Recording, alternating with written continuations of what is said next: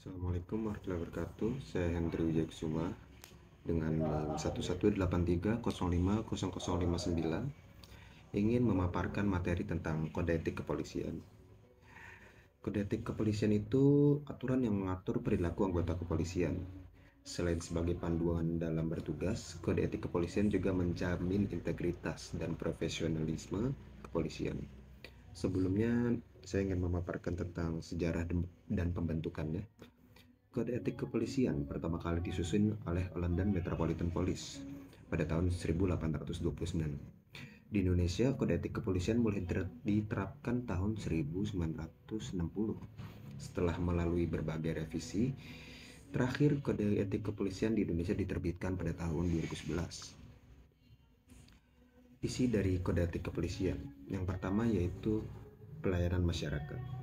Anggota kepolisian harus memberikan pelayanan yang sopan, cepat, dan responsif kepada masyarakat. Yang kedua yaitu integritas dan etika profesional. Anggota kepolisian harus memegang teguh integritas dengan melakukan tindakan sesuai dengan hukum dan aturan yang berlaku. Anggota kepolisian juga diharuskan memelihara standar etika dan moral yang tinggi. Kesetaraan dan non-diskriminasi sebagai yang ketiga, yaitu anggota kepolisian harus menjamin kesetaraan semua warga negara dalam pelayanan publik tanpa diskriminasi apapun. Yang terakhir yaitu yang keempat, yakni tanggung jawab pribadi dan akuntabilitas. Anggota kepolisian harus bertanggung jawab atas tindakan yang dilakukan dalam bertugas dan bersedia menerima sanksi jika melanggar aturan yang berlaku.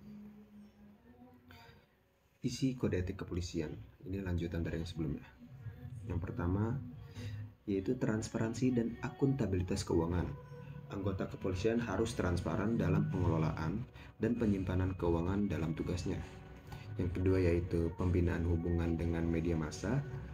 Anggota kepolisian harus proaktif dalam membina hubungan dengan media massa agar publik memahami dan mendukung tugas kepolisian. Yang ketiga, kepatuhan terhadap hukum dan peraturan. Anggota kepolisian harus selalu mentaati semua peraturan dan hukum yang berlaku. Selanjutnya itu penerapan dan penegakan kode etik. Penerapan kode etik dilaksanakan melalui berbagai kegiatan seperti pelatihan, penyuluhan, dan penegakan hukum apabila anggota kepolisian melanggar kode etik. Pelanggaran kode etik dapat dijatuhi sanksi berupa teguran, penundaan pangkat, penurunan pangkat, pemecatan, bahkan pidana. Penegakan kode etik dalam praktek. Beberapa kasus temuan pelanggaran kode etik kepolisian, diantaranya yang pertama pemukulan oleh seorang anggota kepolisian terhadap warga sipil tanpa alasan yang jelas. Yang kedua yaitu penyalahgunaan kekuasaan oleh anggota kepolisian dalam pemungutan suara. Yang ketiga penerimaan suap oleh seorang anggota kepolisian dalam melaksanakan tugasnya. Yang keempat yaitu negligensi dan kelalaian dalam bertugas yang menyebabkan kerugian bagi masyarakat.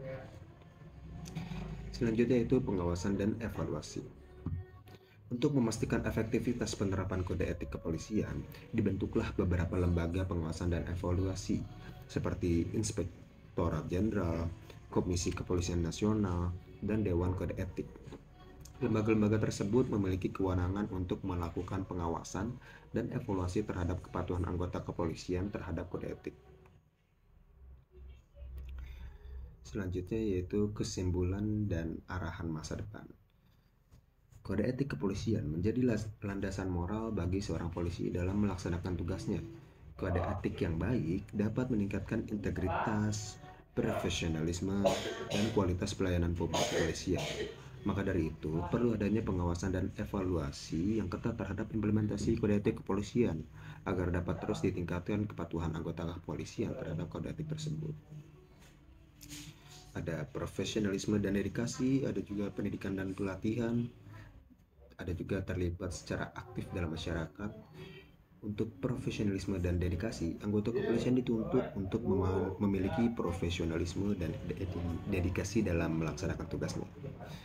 Untuk pendidikan dan pelatihan, jadi harus terus ditingkatkan agar memberikan pengetahuan dan wawasan kepada anggota kepolisian dalam penerapan kode etik. Dan yang terakhir, terlibat secara aktif dalam masyarakat. Anggota kepolisian harus terlibat secara aktif dalam masyarakat untuk meningkatkan dan membangun hubungan yang baik dengan warga masyarakat.